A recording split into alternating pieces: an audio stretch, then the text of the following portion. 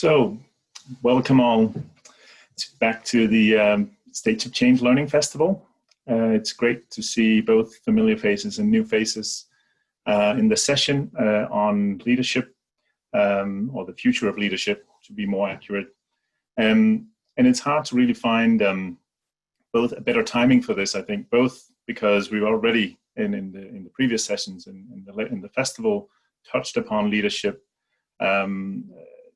in a number of ways, leading leading complexity, avoiding polarity thinking about how to engage with futures in new ways, leading more through deliberation and conversation and so on. These are some of the topics that's already been touched on, and I'm looking forward to the session with Abe and this group that is certainly exploring more of that, and particularly, and this is the other part of the timing, I think, recognizing the struggles and the multiple challenges that are very evident around the world, not just in light of COVID-19, but certainly also in light of racism and other things that are surfacing at the moment. So I'm really happy about this topic coming up at this time, and looking forward to this session. So I'll hand it over. We have four great people joining us to lead us through this. It's Abe Greenspoon, Organizational Health Lead at Statistics Canada. It's Jennifer MacLeod, owner and executive coach at Jennifer MacLeod Consulting. It's Rumon Carter, Executive Director of the Exchange Lab and the BC Government. And then it's Lauren Hunter, Director at the Talent Cloud and the Government of Canada. So I think all of whom has experiences in what would mean to lead maybe differently, or certainly have been trying out new things when it comes to leadership in government. So without further ado, over to you. I think we'll start with Jennifer to introduce your work on this topic. Yes, so good morning, good afternoon, good evening, wherever you are. What Gabe and I wanted to kick this off with is just giving a high-level overview of reminding people why we wrote this article. And so I was going to start a little bit with that, and then Abe to just highlight again some of the takeaways we got from the piece and from our interviews. As an executive coach, I've been privileged to many authentic and vulnerable in conversation with leaders across the public sector over many years. And particularly when I paid attention to data and research and what I'd collected over the last 10 years, what I really saw, or even the last 5 years, that there were many leaders, there were some that were absolutely thriving, but many were not. And there was a real struggle with confidence and support and a sense of well-being while leading in a culture that was described as top-down, fear-based, and where results were prioritized over people.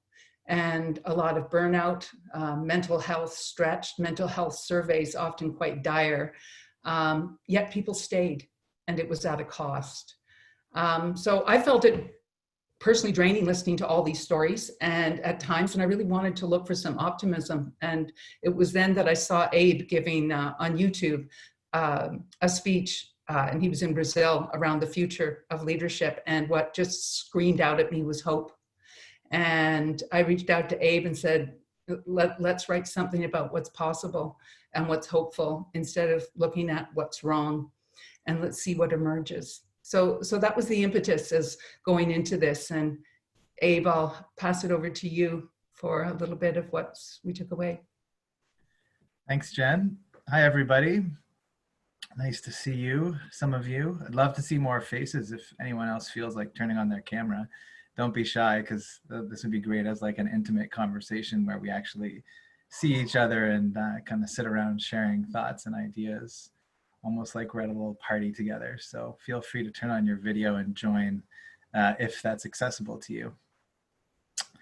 Yeah, and so, you know, as Jen was sort of saying, when we were thinking about this, we were trying to think about what was the future of leadership, what were the positive stories that kind of needed to be told. And I think I was just kind of, you know, we were kind of thinking together about how could we start a conversation about the future of leadership. And like I want to sort of emphasize that I don't think necessarily that this article that we wrote is representative in any way of a particular viewpoint or group, or it was meant kind of to be a conversation starter, and to get people talking about this, and to give people something to look towards as inspiration.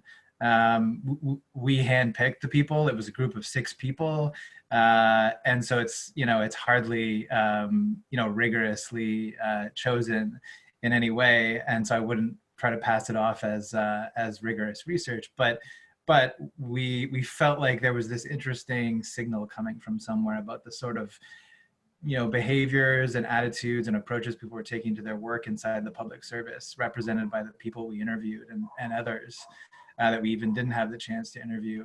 So yeah, but I thought I'd start also by touching on some of the things that we heard from these people.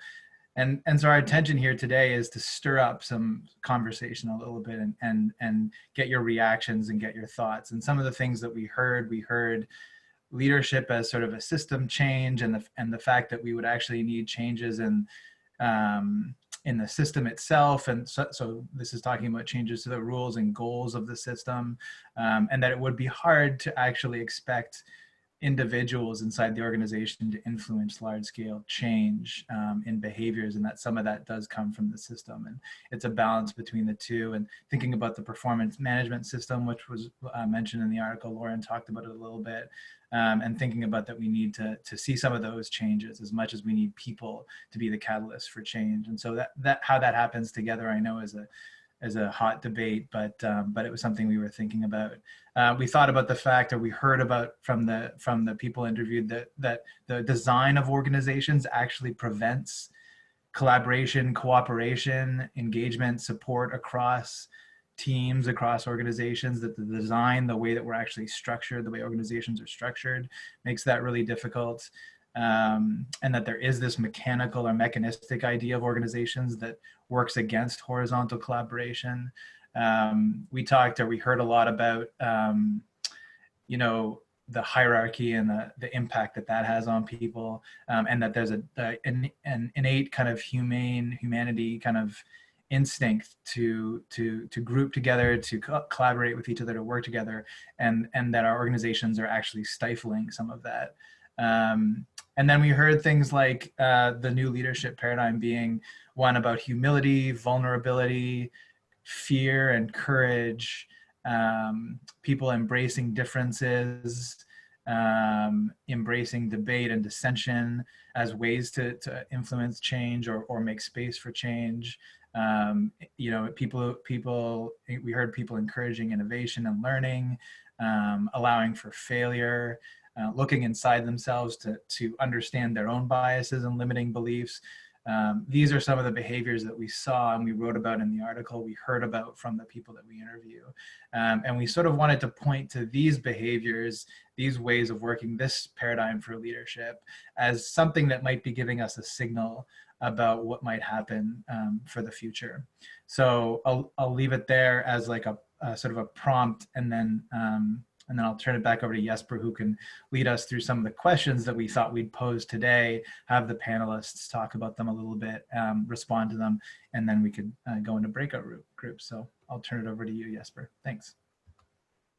Thanks, Abe. And certainly there's a series of, I think, prompts there for the panelists to pick up and share their experiences from around, as you were saying, learning and humility and collaboration and so on. So I might start with you, Rumon, on this one. And particularly, I think what we were interested in, because we are, at least I'm vaguely familiar with what you've been trying to install and embed in the BC government context. So what's your experience, and what has made it, in let's say, in your own beliefs, it's hard for you to lead this way from that angle? So floor is yours, Rumon, to share experience. Thanks, Jesper. Yeah, and very briefly, where I am for one of the first times in 3 months is the Exchange Lab, which is a digital forward public sector innovation lab, where we've been working for years to create a space and the preconditions for the kind of horizontality, collaboration, and distributed leadership that we're talking about today. And it's, yeah, as I've already said, it's been hard work. And Jesper and I have had the chance to speak about this on a hike years ago, and the distinction between the notion of, top-down supports for the kind of change that we're talking about here, and where those create supports for this kind of change. And to be perfectly frank about it, a lot of what's been the case for us here in our community, using that word very intentionally, which is that kind of top-down support has been, by and large absent, which has been challenging, but it's also been a bit of a blessing. And that's emerged, Jesper, in the COVID context as well, because what's been easy has been redeploying and making use of the relationships of trust that we've created in the past years and the teams that we've built. And it's been a privilege to be able to redeploy those folks. What's been hard, though, is the fact that we've kind of been exposed now, and people are seeing us. And the way that we work runs up against some of the standard operating models of our government and other governments. And so with the benefit, in a sense, of that exposure also comes the challenge.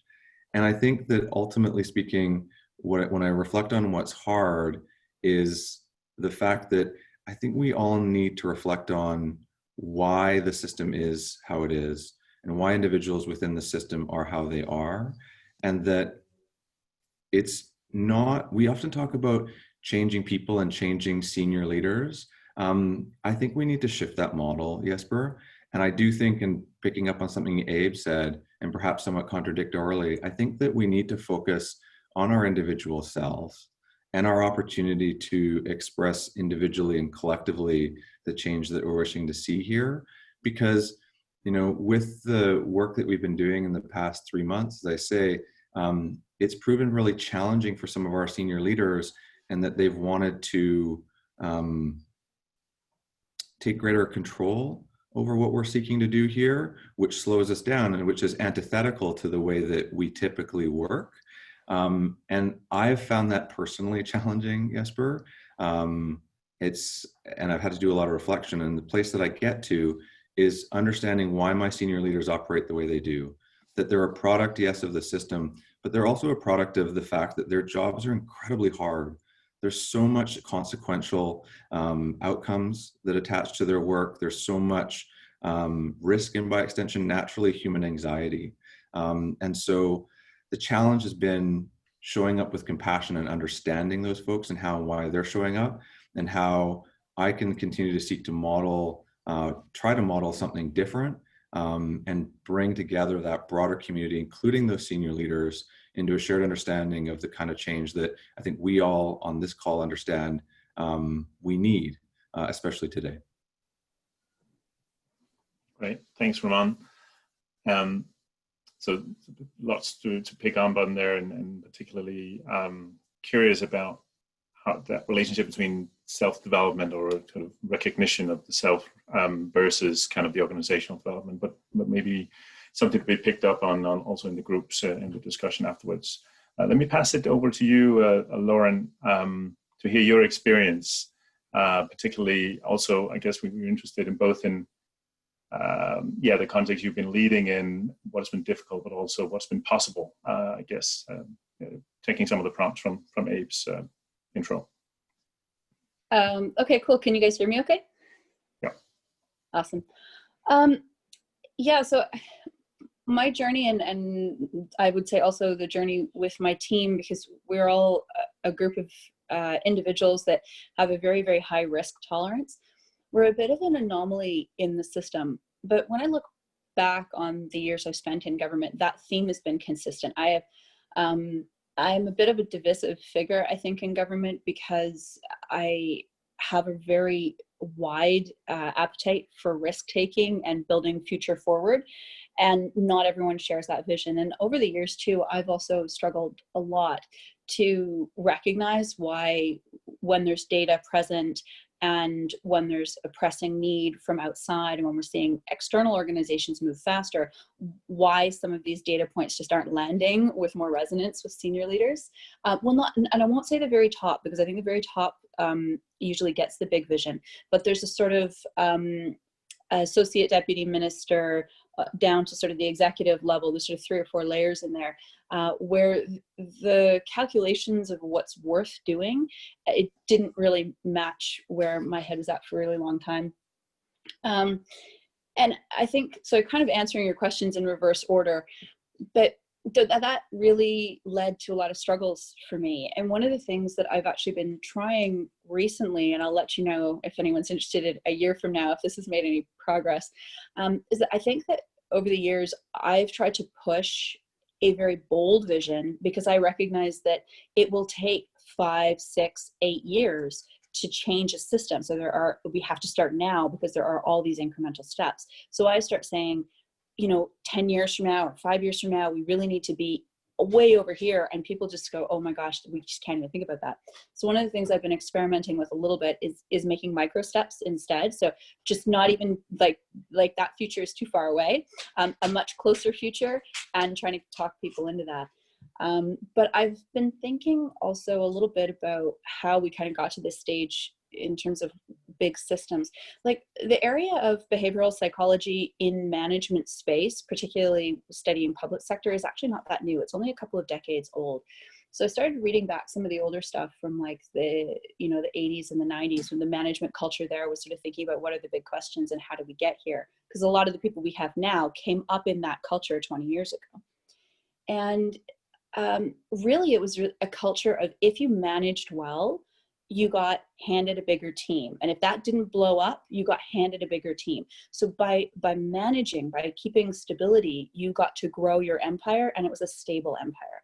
And then along comes Ubers and Googles and basically digital platforms. And all of a sudden, this sort of cascade up and stabilize down model is completely disrupted by networks. And we haven't recruited for people who are in a position where the higher up you go, the more you lead by having a vision, a broader vision. So every step up the ladder is a broader and broader vision. And the person above adds value because they add vision and context. What we've actually constructed over the years is a system that the farther up you go, the more calm the person is capable of keeping systems. And so there's, I think, an inherent tension there between this idea of who is a manager in a leadership role, and their style is to manage order, and who is a visionary in a leadership role, whose role is to provide cover and service leadership to those who are going to be the disruptors and the change makers. So I think that there's some interesting stuff around there that's inherent, that 10 years from now we'll probably be over the hump for some of these struggles, but it's going to be a rough 10 years, I think, getting particularly the middle layers to shift over in their thinking and to see the rewards for risk taking. And quite frankly, I think sometimes training or reshuffling, because not everyone can do the big vision stuff. For some people, it just causes tremendous amounts of mental stress. I think we also need to be sensitive about what we do to people in leadership roles, where we say, manage this file, and now you have to be a change leader. I think for some people that just wigs them out, and they double down on the rules because they're put in a position which is a little bit beyond their scope. But they may have other really, really amazing things to offer in terms of perspective. So I think it's a bit of a shuffle coming in terms of how we organize leadership in general. Great. No, really interesting. And I'm going to just on practical remind people that we will break out into rooms in a second, give you a bit more chance to actually make sense between all of you. But particularly interested in, I guess what you're touching upon here is, Lauren, is the opportunity space in a sense, or the conditions that we put in place, as well as there might be kind of different roles to be calibrated or understood, or the expectations need to be managed around, whether that's manager, visionary, sort of change leader, and so on. Let me pass it back to Abe and Jennifer, though, for quick reflections before we jump out into groups. Again, going back to your research and what you've been hearing, how does this resonate, and you know, how can we think about about creating that opportunity space. It's interesting what Rumon was saying about kind of always doing it. A blessing was doing innovation by stealth rather than kind of having the authority or the mandate to do it. But yeah, keen to hear your thoughts on this. Yeah, there's so much there to react to. I don't want to take too much time because I want us to give lots of time for the breakout rooms. But we definitely heard, the tension in the management styles. I think in the current kind of paradigm of like management in a top-down kind of way, managing for stability, like Lauren talked about. And the need for something different, like the sense that people have that managing for stability and predictability goes against what a lot of people I think are moving towards, which is maybe words more like adaptability or agility in their organizations, maybe more oriented towards evolutionary organizations. Where like the work that we do can change over time and the purpose can change over time. And in a way that, that the tension there is that goes against I think the way that people have been hired and they've been promoted in the system, like Lauren talked about. And then how that makes it a real challenge. I can say from personal experience, I'm not an executive, and this article was mostly about executive leadership, but in a leadership sense, the idea of moving into an executive position in a large organization, especially like the public service, is not of interest to me at all.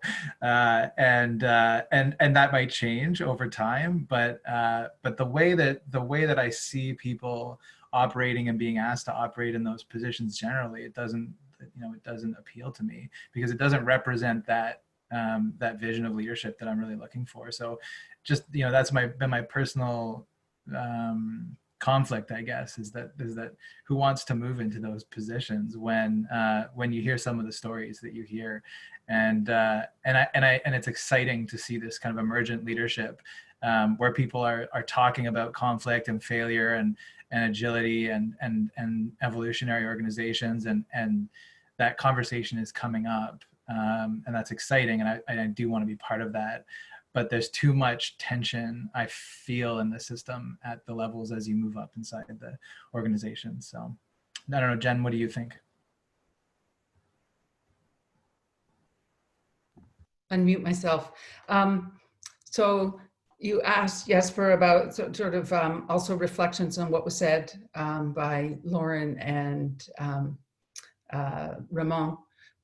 And a couple things popped up for me. The concept of no oxygen mask on first, and what I think I really understand and is from coaching and over the years, if we don't put the kind of investment, self-care, reflection, understanding, the growth of people's inner gym and their sense of knowing themselves deeply and well first, then they're not grounded or thoughtful or have the reflective practices that are so critical to see the systems, the patterns that would need to be addressed to be able to influence change. And, Lauren talked about being an anomaly in the system, which is also, from my experience, so critical and important as catalysts for these change, and asking what's worth doing. I think that has to be revisited from what we heard. So be willing to invest in your own work, the deep work of leadership, of what that allows for, and then asking what needs to be questioned and willing to challenge. And to your point, Abe, there is so much conflicting points of view. We need to be able to hold those and have them in a way that is part of how we work and not fear-based and something that we're afraid to do.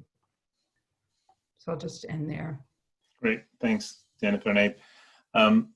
So certainly plenty of input and food to thought there. What we're going to do now, we're going to divide this group into pairs of, can you say that in English? Pairs of three? That doesn't really make sense. Groups of three. To basically digest what you just heard. It gives you a bit of a time to reflect collectively in small groups. And we will also share some working questions in the chat, just if that's useful for you. And then we'll come back in about 10 minutes or so, where hopefully you'll get, well, you have a chance to talk more with the panel about what you've been talking about in the groups and ask more questions. So, all right. I think everyone came back, which is nice. Hope you had a good opportunity to just chat for a bit and reflect together. Please do feel free to share thoughts and questions in the chat, and I'm happy to call on you when you do, and feed the questions to the panel. As you do, I can kick off with a question to get us going. So I'm curious because one of the things we've seen here in Denmark, where I sit, when it comes to executive leadership, is that actually power seems to come through humility. One of the things that the Prime Minister has been saying a lot has been that she doesn't know what will happen. They're trying to figure things out. She's been saying, I don't know, to a lot of questions from journalists. And in a way, it's given her more well, authority in a respect. And I think that's been a really interesting thing to see. And obviously there's a particular context in mind here, but I'm curious about your thoughts, Rumon and Lauren, particularly on this, and whether you've seen that also outside of COVID, that it's actually like the humility can be a source of authority when you apply it in the right way. Yeah, Jesper, I think absolutely, and we've had the privilege of having, one of the globe's amazing examples of a female leader in British Columbia, our public health officer, who has shown up with humility and a steady hand, and that has been wonderful to experience, because my observation inside our government would be that humility is not the norm. And I don't say that from an accusatory perspective, but again, just based on what I think we're conditioned towards. My breakout, I was with Buzz, and he mentioned something which I thought was fantastic in his work at the UNDP Accelerator Labs is just that, is being willing to acknowledge when you don't know the answer. And that one of the things that we might commit to, each of us, is to be willing to lead without knowing the answers, and to show up with the humility, and I would offer the courage to express when you don't know, because I think that what we can pattern individually is there is power in that, but it's certainly not, from my experience in my jurisdiction, the norm. Anything to add, Lauren? I would just say that I think there's value also in the inverse, which is that when we think we know something, when people are speaking about it, it's not perhaps humility when you don't know, but when you also think you know. We need a better habit of questioning the data, questioning what we think we know. Was some research written a little while ago about how it's better to have strong opinions weakly held, so like you are fully invested in what you're doing, but when presented with new data, you're happy to change your mind, as opposed to what we normally have, which is weak opinions that people don't necessarily act forcefully on, but they hold on to them very, very tenaciously. So I think the flip side of that humility is to also question and be questioned about what we really do think we know, and make sure that we've got the problem framed correctly.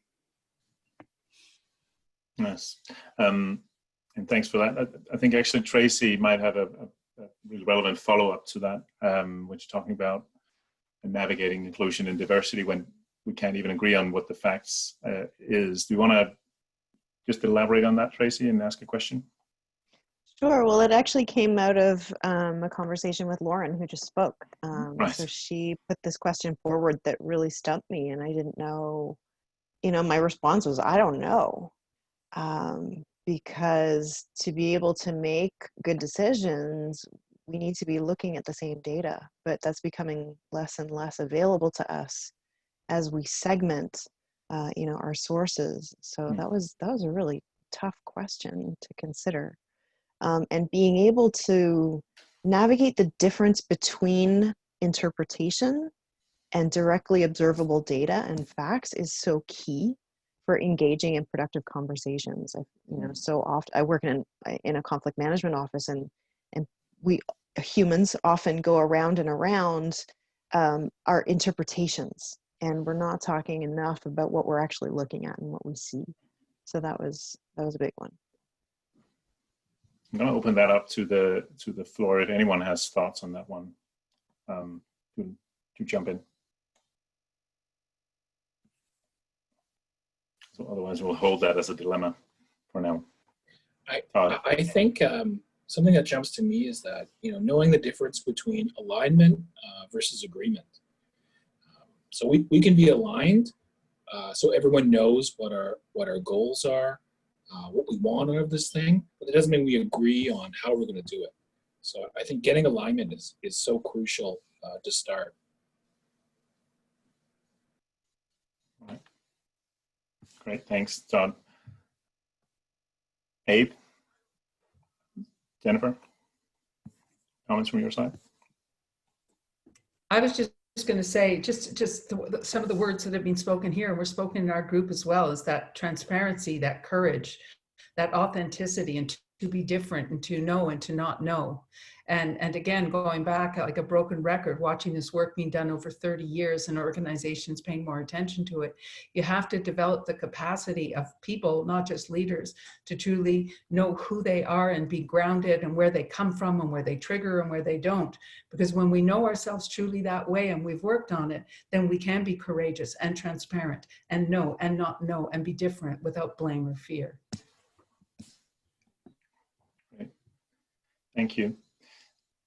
Let me pick up on the question from Lindsay around leadership, the difference between leadership and position, and maybe you'll elaborate, Lindsay, in a second, because it certainly links to what Lauren was talking about, and something we've been dealing a lot with at Stage of Change is kind of thinking about, on the one hand, what does leadership look like when it's about leading change, but then on the other hand, what are the different roles or different compositions of qualities that goes into holding the different aspects of what it takes to lead, both within the formal positions, but also, more informally, I guess. Lindsay, do you want to share your question? And maybe some of your experiences from Vancouver? Yeah, thanks, Jesper. I think it's a question or comment. I think that it's easy for us to skip a few steps along the way when we talk about leadership and just think about position. And position power, people who have power over. But the people that I work with are not, for the most part, not in those positions of power over, and are demonstrating a huge amount of leadership in asking a lot of questions, demonstrating new possibilities, imagining possible futures that the people in formal positional leadership actually are much more constrained around. And so I think there's something that's important for me when you're working in public sector innovation, social innovation, think about what it is that we're holding up as actors trying to intervene in these systems. And if we continue to hold up positional leadership as the main idea, the leading idea, then what are we saying about the systems and structures that we're trying to change if we continue to hold that as kind of the main dominant idea around what leadership is and where it resides?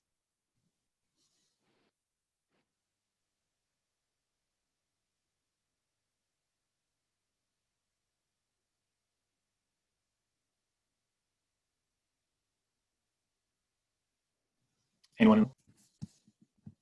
My team's telling me to be good at holding silence, so I'm trying to do that sometimes, which I'm not very good at, apparently. So I'll keep talking. I do think there's another question here as well around from Devin, which is sort of putting us in a different direction, but around citizen engagement. And pathways through difficult issues. One thought I had also listening and reading through your article, Abe, was with that in mind and what we've just talked about with humility and that sort of thing, there's an inherent redistribution of power in a lot of this that people have to be okay with. So I'm curious about the experiences of the panel in how that sits both within the leaders you've talked to, but also in your experiences. What does power loss or perceived power loss mean in that regard? Whether it's sort of engaging, doing co-creation with citizens or other means, and how, to your point, Lauren, about small steps. What are some small steps that might be taken to go in that direction? Well, let's start with you, Abe, in terms of what you've heard in the interviews. Well, I don't know, what I'm thinking about right now as I'm listening to what people are saying and reading the chat, I brought it up in our breakout room, just the simple separation of leadership from management. And I think there's something about management and its management of people and how that is like a specific discipline. And management's probably the wrong word. It's more about relationships with people. It's about, people are bringing up engagement with outside stakeholders. It's like your ability to interact with people, to work with people, to collaborate, right, as a sort of a leader in a management kind of way. And management in this sense, because it's like a hierarchical position. So you're in a position of authority or position of power or responsibility. And then so the management part that I think is critical and often is missing is that the human part of it, managing people and working with people and the exchanges between people and seeing yourself as more maybe of like a facilitator than like a hierarchical manager that controls things. And that sometimes feels like a tension. And so like we don't necessarily value those management leadership skills. Maybe we more manage what Lauren was talking about, of the managing crises or managing projects or managing, we're still thinking about the mechanistic view of organizations. And that's what we value as management, is the management of risk more than the management of like people and the relationships inside the organization.